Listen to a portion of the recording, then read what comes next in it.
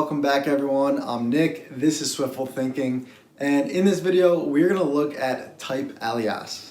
And it's a very fancy word. It looks like it's going to be complicated, but it's actually super simple. So this should be a pretty quick video. Basically, we can use Typealias in our app to create a name for an existing type. So this is a great way to create subnames of existing models and existing types in your app that might be a little more applicable to the part of code in your app that you're working on. Again, it sounds hard, but it is super easy, and you don't really use this too often in your apps, but I'm going to use it in the next video, so I just wanted to briefly introduce it to you guys. Alright everyone, I am back in Xcode, and this should be a pretty quick video. I just want to touch on Typealias. So let's right click the navigator, create a new file. It'll be a SwiftUI view. Let's call it Typealias Bootcamp.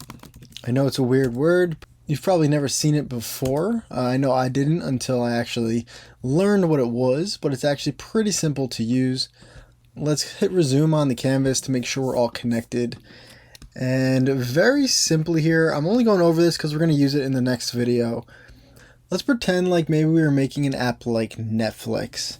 And maybe all across our code, we had a model for a movie. So we're going to create a model, and if you're not familiar with models, I did a whole video on that in the SwiftUI Bootcamp, so I'll link that below that you guys can go check out. But very simply, we're going to pretend like we have a movie model in our app.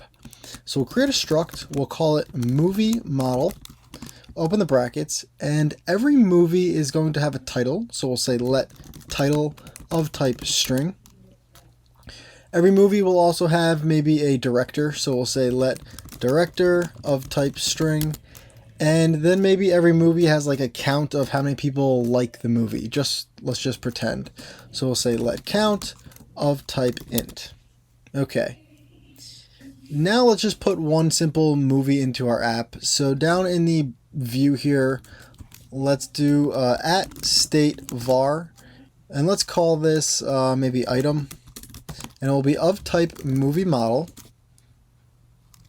And we can add a movie model here. So we'll set it equal to a movie model, open the parentheses, and it's going to ask us for our initializer for the title, director, and count. So we'll say title, the director will just put Joe, and then count will be 5. And in the view, very simply, I'm going to make a VStack, and we're going to put a text. We'll add the item.title, a text with the item.director, and a text with, and we'll make it a string.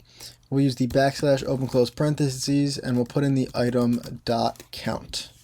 If I click resume on the canvas, we should see very simply our item onto the screen. So we got the title that we added, just the word title.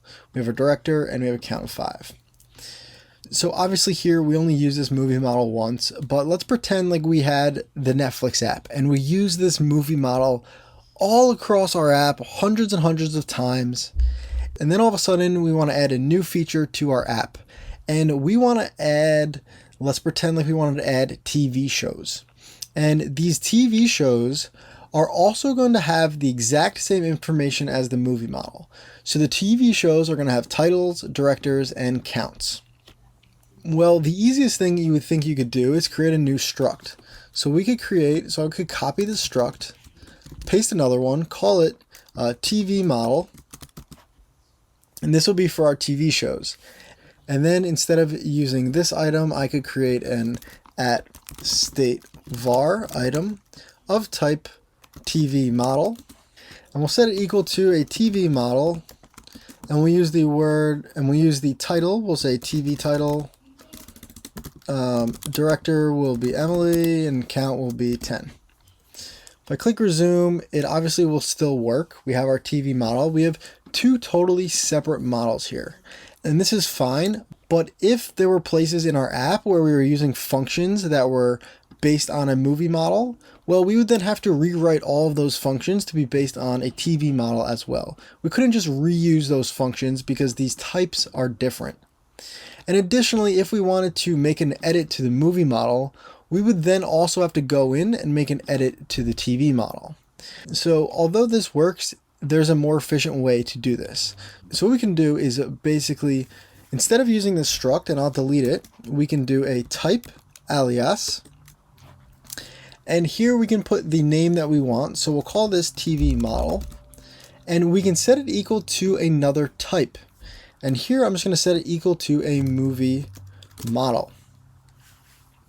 So now we can initialize this item as a TV model, and we can initialize it the same way where we call TV model, open the parentheses, and get that completion. Except all of this completion, this data is actually referencing the movie model's completion, because we set a TV model actually equal to the type of movie model. So that's what Typealias pretty much does. It's basically creating a new name for an existing type. And this comes more in handy when you have larger applications. So if there's like a section of your code where you wanted to refer to a specific type as something other than the actual name.